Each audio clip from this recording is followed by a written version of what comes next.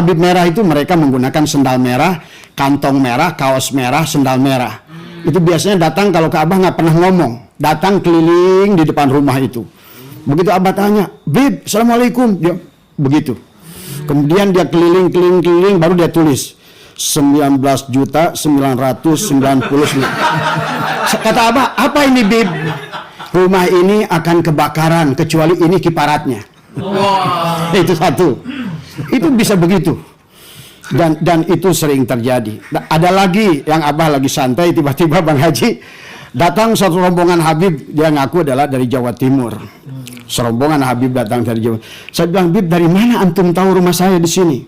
Saya lagi berjalan di Cibitung, tiba-tiba di langit ada cahaya yang terang benderang. Gitu kan tadi.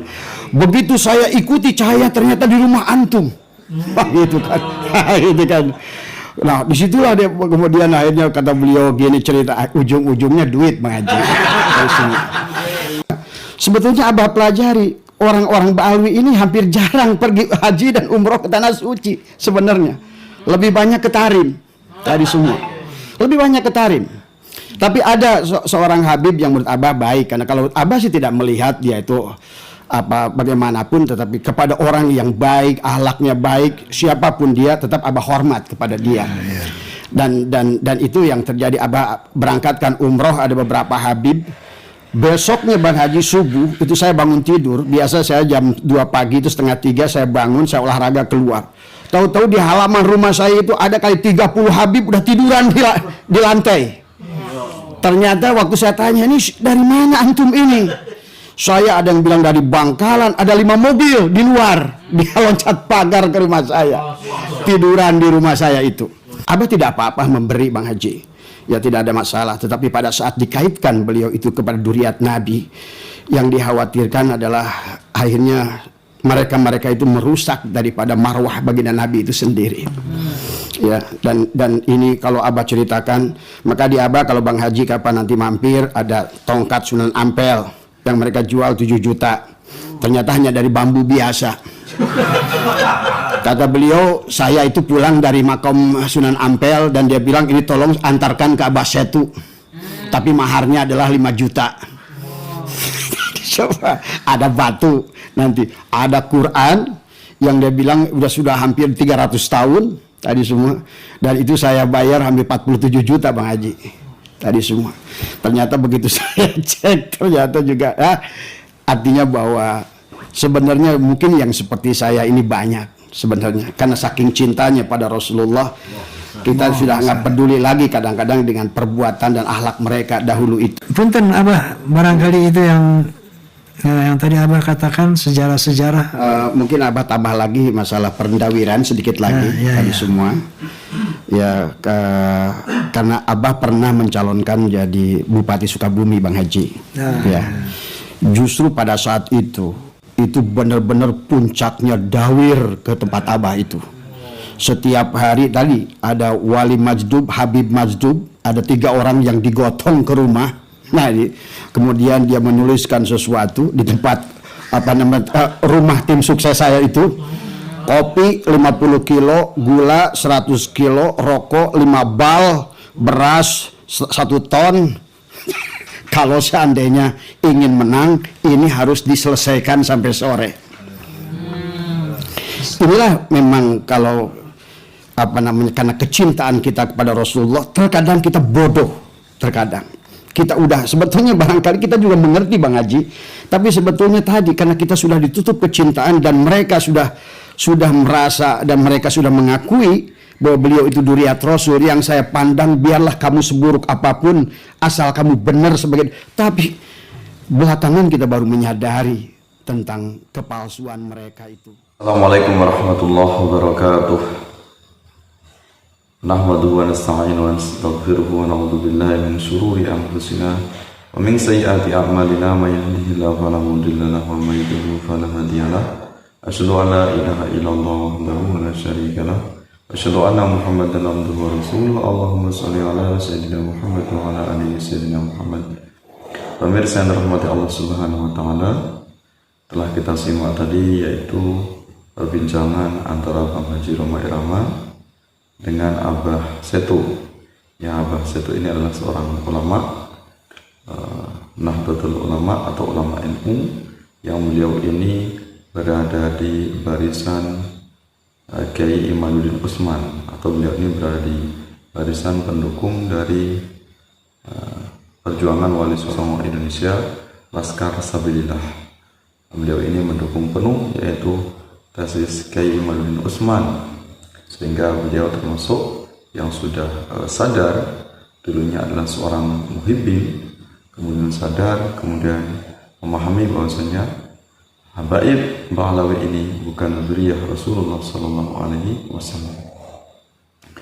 Nah, ini bisa menjadi pelajaran bagi kita semuanya betapa jahatnya para oknum Habaib Ba'alawi. Mereka melakukan pendawiran kepada para ulama, masyarakat, warga NU, yang selama ini mereka masih sangat lugu, sangat polos, sehingga mereka menjadi incaran atau menjadi target utama untuk mereka dawiri, sehingga para oknum Habaib Ba'alawi ini bisa mendapatkan kekayaan dari para muhibbin. Nah, ini betapa bahaya sekali, betapa ngerinya sekali, dan tentunya sangat memprihatinkan, sangat disayangkan masyarakat kita yang begitu awam, begitu bodohnya, mudah untuk ditipu oleh oknum Habaib Ba'alawi.